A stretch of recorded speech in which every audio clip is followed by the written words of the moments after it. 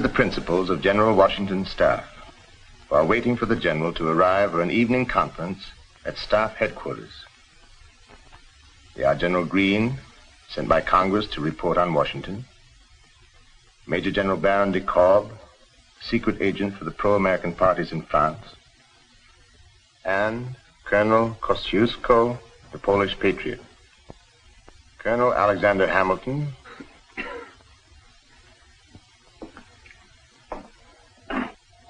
General Washington enters. Good evening, gentlemen. Good evening. As you know, sir, the reports from Congress are most discouraging. It's the waiting that's so hard. This time last year, we crossed the Delaware. We took Trenton, hit General Howe where it hurt. Now we sit here while the English celebrate, but 20 miles away. Gentlemen, this cannot be passed on lightly.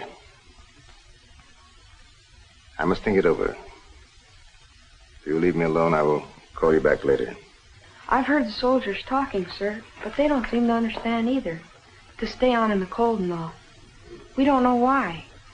They want to know why. Let me try to explain why.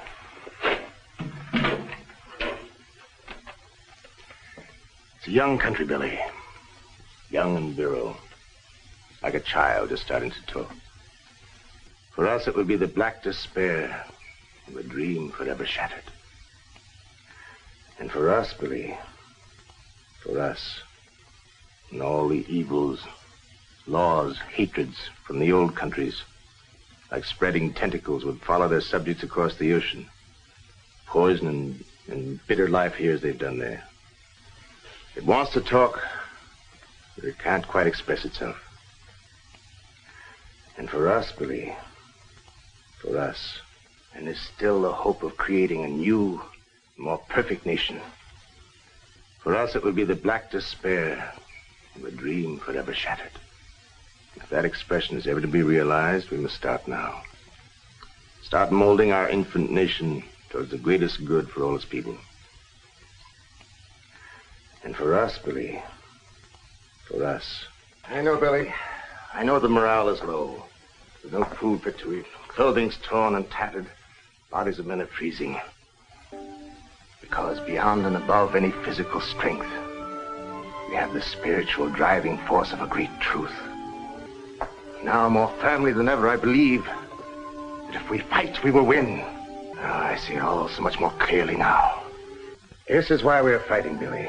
A nation not ruled by kings, emperors, as ours, but ruled by its own people. A nation of men freely choosing their own leaders under laws they've made themselves. Oh, I see it all so much more clearly now. It wants to talk, but it can't quite express itself.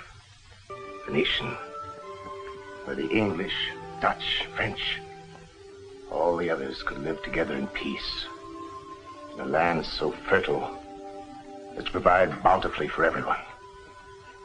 Oh, I see it all so much more clearly now. Have, own, build, according to the design and enterprise of each individual. A nation to which the peoples of other lands could come happily, and crossing the vast Atlantic, leave behind them forever the fears and hatreds which are kept alive by warring kings and emperors. Where all may work, save, spend as they desire. A land where we could establish the right, man's birthright, to be free. Free to pray as he likes, think as he likes, and freely express that thought. Oh, I see it all so much more clearly now. But if we can stay and fight, oh, I see it all so much more clearly now.